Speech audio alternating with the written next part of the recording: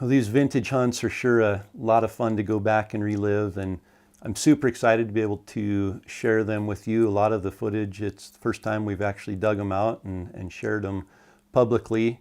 This hunt that we're going to share next takes us back to 2006, and it's here in Idaho, over-the-counter public land elk hunt with my good friend David Burdette. And David Burdette and I spent a ton of time chasing elk in these mountains. And in 2006, there was a massive forest fire, and a lot of the areas were closed. In fact, this area, while we're hunting, you'll notice in the film, we're in heavy smoke, and there's fire going on around us, not in any kind of danger, but just a lot of thick smoke right in the area we're hunting. And we've hunted the area for a handful of days. I filled my tag a couple days earlier, and we've gone back in after a bull that we heard bugling a couple days prior. So as we're heading up the mountain, we've got crazy thermals with the smoke and everything, and we get this bull bugling about 10:30, 11 o'clock in the morning, and work our way up close to him and let the elk calls do the magic and the work from there.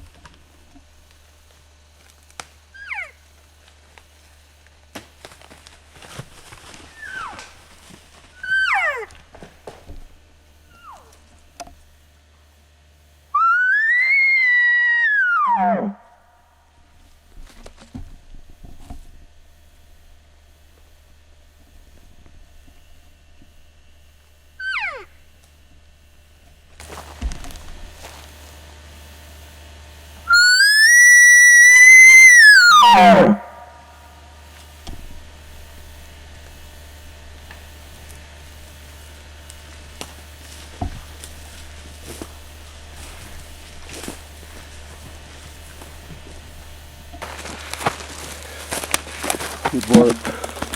Good work. Oh man. I think he may take the cake. Oh, he's big. He is big. That's him choking some more. Did you see the hole? He was standing right there. I think I got it pretty good. You see me get up and I walked out? Yeah. Because I knew I had him up there when I was over here, but I'm glad I moved because it was perfect. Yeah. That was perfect. I like young bulls. Especially big bulls. Big bulls. And perfect. Perfect. That's what we came to do. That's what we came and did again.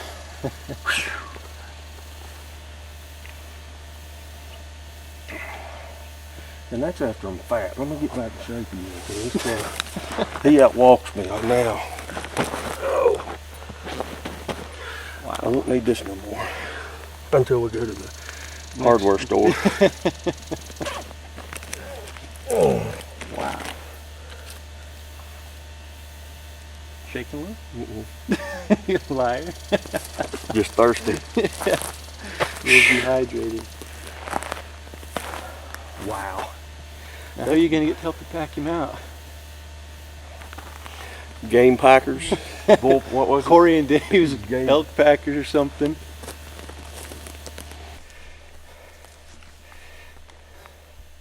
Fat boy and skinny boy. Strikes twice in 3 days. That's right. 6 times in 2 years. No, 6 times in 12 months in a day. Gotta get that gut in, get the built. I relaxed. That's right. Good counterbalance to haul out half that elk.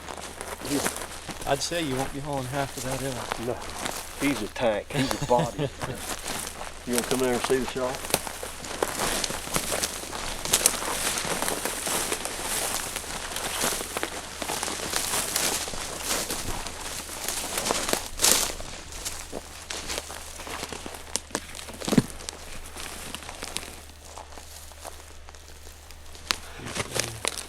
I was about here, right in here, and I was down on the knee. You come around behind the big tree, come down through there. I'd had a perfect shot before I moved right over there, but then he come out behind that little white fir, and that little dead white fir was in front of his shoulder, but he put his goozle right past it. I shot it for 23, it's probably 25. And he run about another 50 yards. And then started doing the crashing. Yeah, the hind end wobble. All right, let's go back.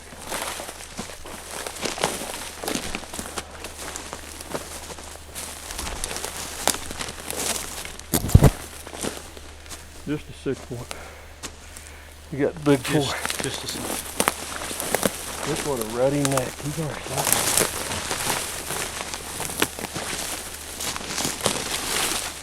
Body guards. Look what a neck. Wow. There's I like that side right there. I hate them when they're this heavy though, because it's a long pie. That's a huge bodied elk. He is. David's not a little guy by any means. I think his rack's bigger than it looks. Yeah, it is for sure. It is.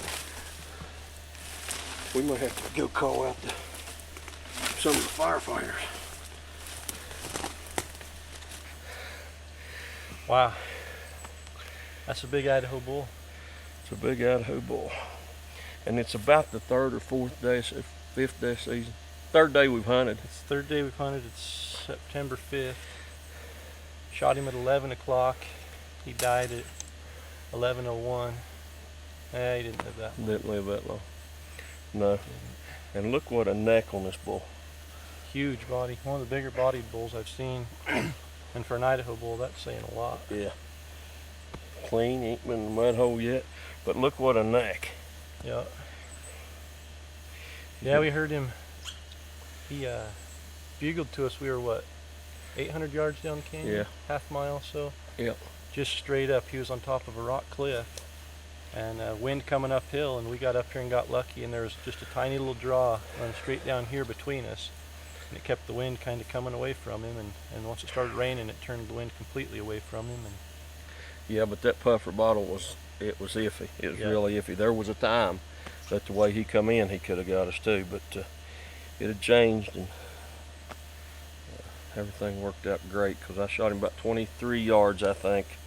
Shot him frontal, and I know those frontal shots are iffy, but when you get a good one, and it was perfect. He was quartering just enough that I could put it right behind his throat and get full penetration, and it went in right here on the other side, and he didn't go 40 yards until he done the back end booble, and rolled probably another 10 yards while he was coughing a little bit, but very quick. Wow. but the really cool feature about him is that he's laying right here letting us touch him. Petty. He's friendly. They're safe.